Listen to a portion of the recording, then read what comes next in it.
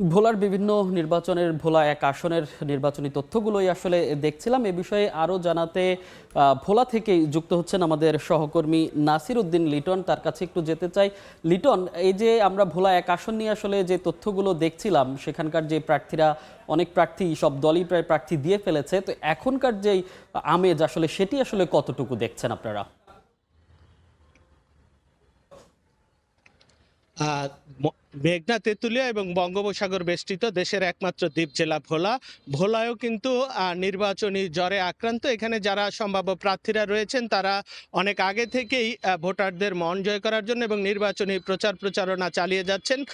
ভোলা জেলার প্রধান প্রশাসনিক কার্যক্রম, রাজনৈতিক কার্যক্রম এবং সবকিছুই ভোলা সদর মানে ভোলা এক আসন থেকে পরিচালিত হয়ে থাকে।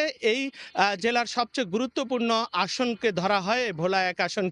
এখানে এই বছর আমরা বিএনপির গোলাম নবী আলমগীর, তিনি ধানের শীষ প্রতীক নিয়ে নির্বাচন করবেন। এখানে বাংলাদেশ জাতীয় পার্টি বিজেপির ব্যারিস্টার আন্দালিব রহমান পার্থ নির্বাচন করার কথা রয়েছে। আজকে পর্যন্ত আমরা রিটার্নিং অফিসারের দপ্তর থেকে যে তথ্যটি পেয়েছি, বিএনপির গোলাম নবী আলমগীর তিনি মনোনয়নপত্র সংগ্রহ করেছেন। বাংলাদেশ জামায়াতে ইসলামীর অধ্যক্ষ নজরুল ইসলাম তিনিও মনোনয়নপত্র সংগ্রহ করেছেন। ইসলামী আন্দোলন বাংলাদেশের মাওলানা ওবায়দুর রহমান মনোনয়নপত্র সংগ্রহ করেছেন। এনসিপির প্রার্থী হিসাবে এখানে অ্যাডভোকেট মোহাম্মদ জিয়াউর রহমান মনোনয়নপত্র সংগ্রহ করেছেন।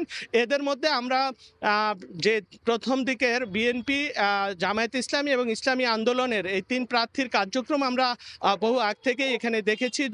গণসংযোগ, নির্বাচনী যে সমস্ত প্রচারণা আছে সেগুলো সবগুলোই পরিচালনা করছেন। আমরা বাংলাদেশ জাতীয় পার্টির ভোলা জেলা সাধারণ সম্পাদক মোতাসিন বিল্লাহর সাথে আমার কিছুক্ষণ আগে কথা হয়েছে। তারাও নির্ধারিত সময়ের মধ্যে ব্যারিস্টার আন্দালিব রহমান পার্থর পক্ষে মনোনয়নপত্র সংগ্রহ করবেন বলে আমাকে জানিয়েছেন।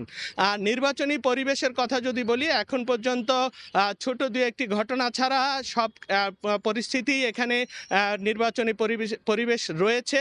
শুধু একটি ঘটনা হয়েছিল সদর উপজেলার ভেলোমিয়া ইউনিয়নে। সেই ঘটনাটি নিয়ে বাংলাদেশ জামায়াতে ইসলামী এবং বিএনপির পক্ষ থেকে পাল্টাপাল্টি দুটি মামলাও থানায় হয়েছে। এই একটি ঘটনা ছাড়া বাকি পরিস্থিতি এখন পর্যন্ত ভালো রয়েছে। তো ভোটারদের সাথে কথা বলে আমরা যেটা জানতে পেরেছি, ভোটাররা বহুল প্রতীক্ষিত এই ভোটে তাদের ভোটাধিকার প্রয়োগ করে পছন্দের প্রার্থীকে আসলে মনোনয়ন করার জন্য মুখিয়ে আছে। তারা চাচ্ছেন যে বিগত দিনের ভোটারবিহীন যে নির্বাচনী পরিবেশ ছিল সেটার উত্তরণ ঘটিয়ে নিজেদের ভোটাধিকার প্রয়োগ করে তারা নিজেদের প্রার্থীকে মনোনীত করবে, যারা জাতীয় সংসদ নির্বাচনে বিজয়ী হয়ে সংসদে গিয়ে তাদের কণ্ঠস্বর হয়ে কথা বলবে।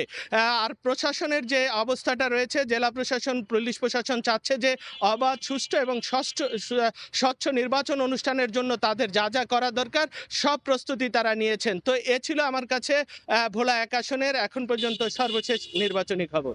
লিটন, আপনাকে ধন্যবাদ। ভোলা এক আসনের নির্বাচনের যে তথ্য সেটি আসলে ভোলা থেকে জানাচ্ছিলেন আমাদের সহকর্মী নাসির উদ্দিন লিটন।